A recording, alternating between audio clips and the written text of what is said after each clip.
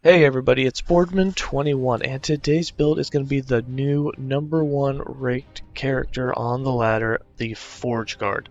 And for the first time, armor and protections have outdone a ward-based build. For now.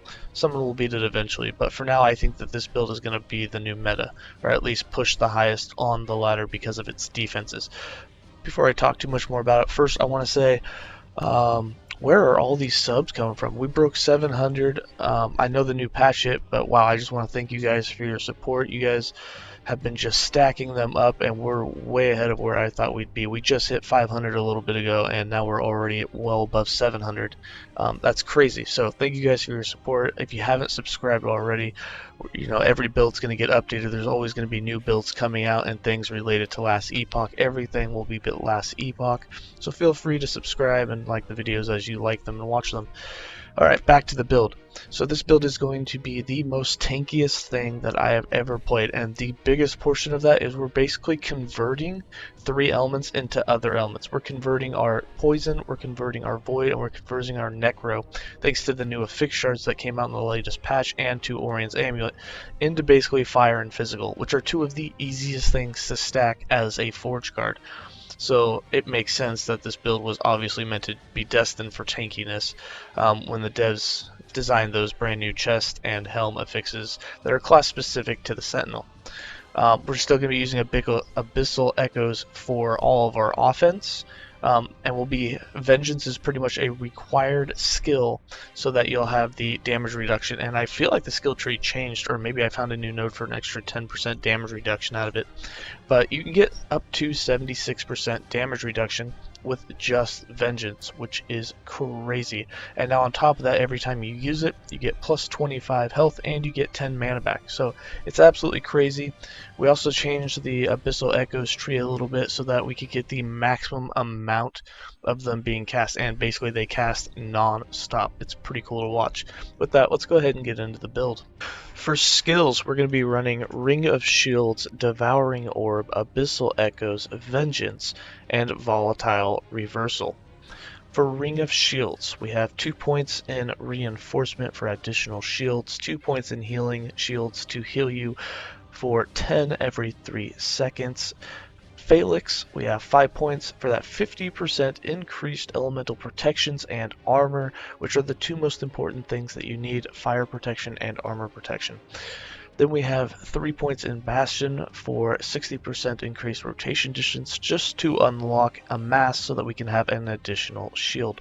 We have 3 points in Banding for more health and elemental and armor protections for the shields. 3 points for Enduring Defense to give them a +6 duration so they last longer, and 1 point in Molten Shields for them to have their shrapnel damage converted to fire. They take less fire damage and they'll ignite enemies when hit. You can take that point on if you don't want it and put it into an additional shield, although I feel like at most points, now that we're not running dodge and we get hit a lot, we have way too many shields. For Devouring Orb, we have changed this skill up quite a bit. We are no longer using this as a damage skill. We are going to be using this as a defensive skill. So a lot of points you can put wherever you want. So we have 6 points in Void Adept for that 60% increased global increased damage. Then we have 6 points in Abyssal Juggernaut for the 60 elemental protections, 60 void, and 60% plus elemental and void. You don't need the void, but the elemental protections, that's a huge amount for you, and it becomes very useful, especially above wave 200. We have 1 point in Dark Moon so that they'll orbit us. This actually isn't even a big deal. You don't even have to take this node because since we're not doing damage, they don't have to follow us. I just like them to. And I really like the move speed that you can get from it, so I take it.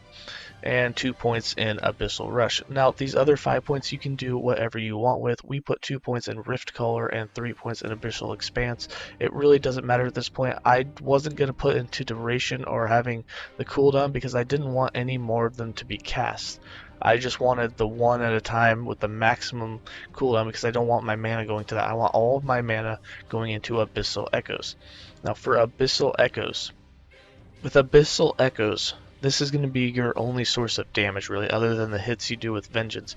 But its damage is crazy. So what we did is we did the math and we wanted the maximum number of recasts that you can have along with the maximum cooldown. And what we came up with was having 5 of these get cast, so you have, or not 5, 4 of these being cast. You have the one obviously when you cast it, and then you have 1 recast and 2 more recast for a total of 4 Abyssal Echoes going off. And our cooldown is only 0.7 seconds because we have 6 points in Reality's Dirge for that 450% increased cooldown recovery. So you're getting 4 of these every 0.7 seconds, which equates to just over 1.6 seconds, or not 0.16, 0.16 seconds a piece. That's like, 1.5 tenths of a second. That's just crazy fast. And with the 1 point in distant echoes, so that there's a little bit of time in between each cast, what it means is that as you cast it, and I mean it's just constantly casting. I mean, we can just look at it real quick here. You can see when I cast this, it's just going nuts. So once you put that on instant cast, boom, it's just crazy. Always going off. But anyways, what you're doing with this is all those stacks, every single one of them, each one stacks the Abyssal Decay, which lasts for 6 seconds and does, void damage over time. And then you have the enemy damage taken, which also stacks. So for every stack, that's 15% more damage over time that they're taking. Those two things together are just, it makes them take so much damage. So we have 3 points in Echomancer, 1 point in Temporal Echo, 1 point in Distant Echoes, 2 points in Abyssal Cadence, 1 point in Creeping Decay, so the stacking Abyssal Echo, or the Abyssal Decay ailment will stack, 1 point in Mental Echoes for the instant cast, 6 points in Reality's Dirge for that increased cooldown recovery speed of 450%, which is huge, and then 1 point in Abyssal Remains for some more mana efficiency. 3 points in Temporal Reaving, and 1 point in Sequel of Decay. For Vengeance, you want the fastest attack speeds possible and the most damage reduction.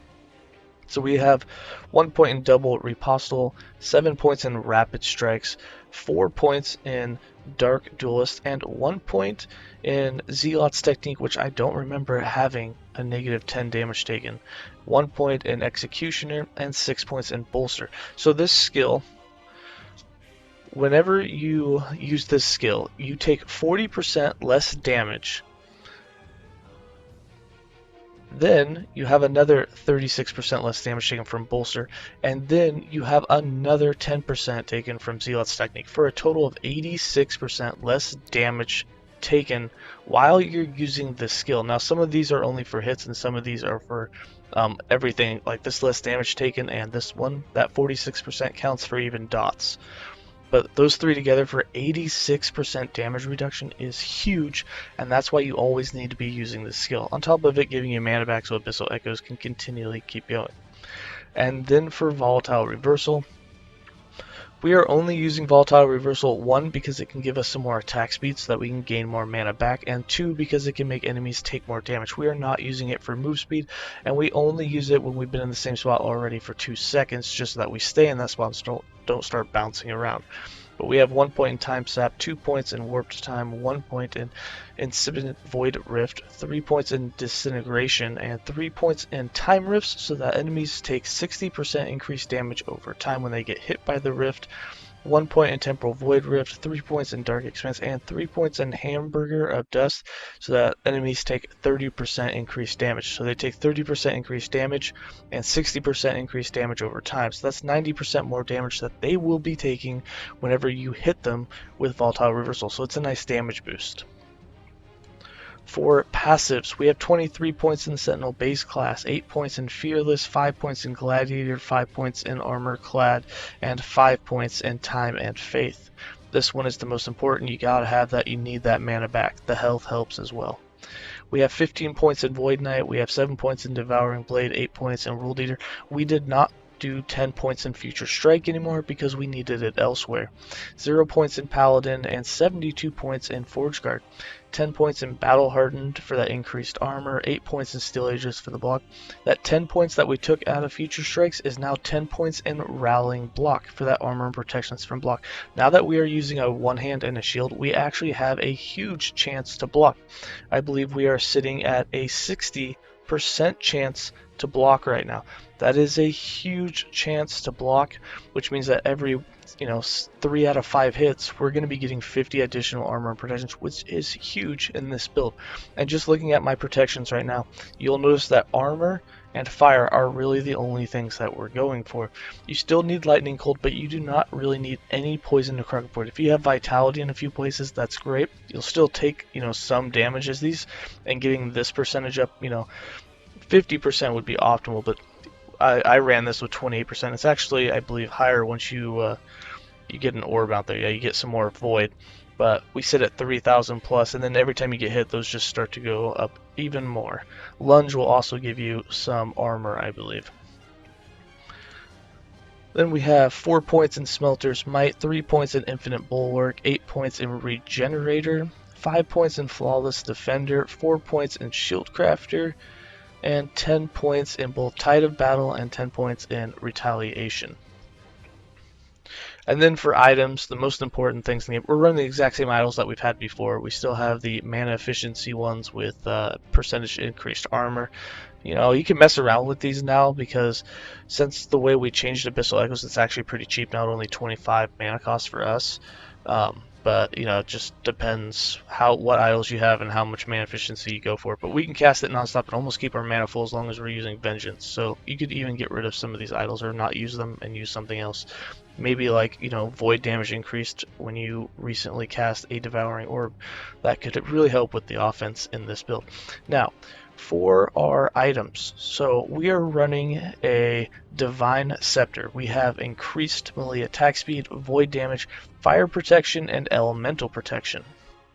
And then the two new pieces that we have is our chest piece. We have the Solarm Plate, which comes with critical strike avoidance on the base, and the Solarm Helm, which also comes with critical strike avoidance.